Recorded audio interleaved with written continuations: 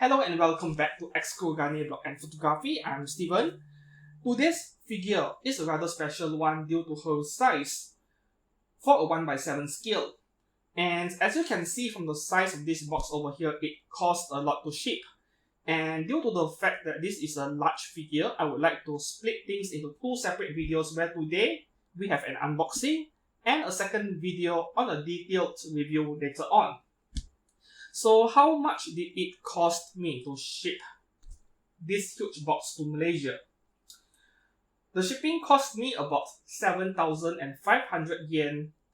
Well, that is EMS by the way, to Malaysia, 7,500 yen, but because I purchased this figure on the domestic site, domestic version of HLJ, hlj.co.jp, not hlj.com. Went through a proxy service and it arrived here in Malaysia. So I had to pay an additional service fee on top, but it was well worth it anyway, because it will be very difficult to find this figure in stock if you go on to Ami or HLJ or any international Japanese site nowadays. So before we open up this box, let's take a look at the dimensions. So the length of this box would be 65 centimeters, a width of 43, and a depth of 32. So you got a rough idea on the shipping carton size. Let's open this thing up. Oh yes, let me turn on this camera for a moment. So this camera is mounted with a fisheye lens in front. So it is a distorted view because, well, this is the only compact and lightweight lens I have that is wide angle enough so that this setup over here is not thrown off balance. But anyways, this is just an unboxing video, so why not? So we have a second perspective from this camera over here.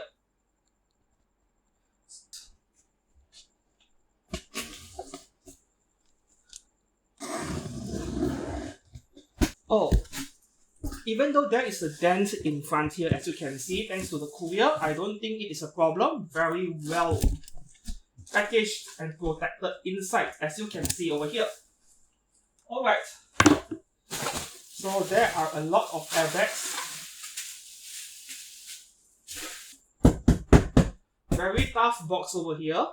At the same time, you need to bear in mind that this is not the largest figure box I've came across so far. Kotobukiya's Dark Angel Olivia, that is a huge box as well. And even 10 years back, more than 10 years, Alter's Nanoha series figurines, especially Fate Testarossa. Yeah, Fate Testarossa, was it? Can't remember the name, but that figure probably has the largest box I have seen across all 1:7 scale figures. This one is close, but yeah, I think that one is much bigger. So there you have it.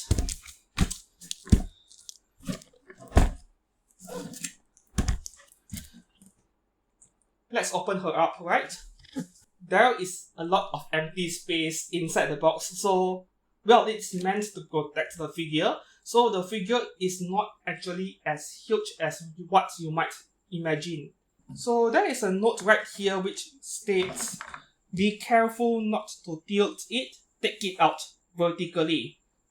Okay, that sounds scary. Maybe if you twist the thing, especially the arms, too much, it might fracture. That is my assumption. So I'm going to be extra careful over here.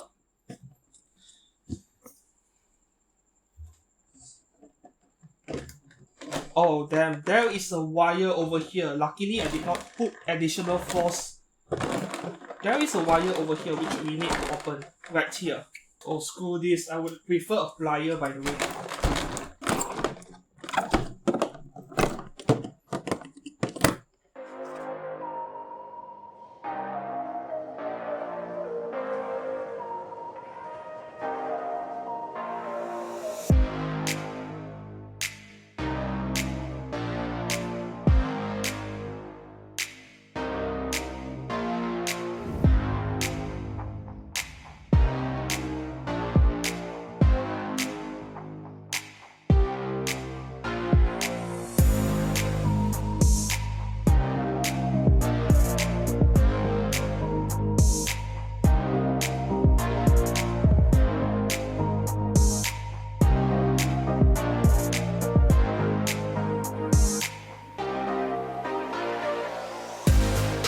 You see, there is already one thing I don't like very much, and that is the plastic bag.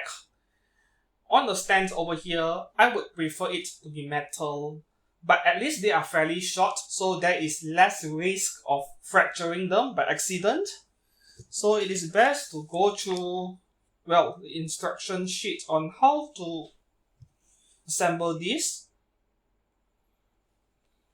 And here's another problem I'm facing. They look very similar, both of these. There's a small difference.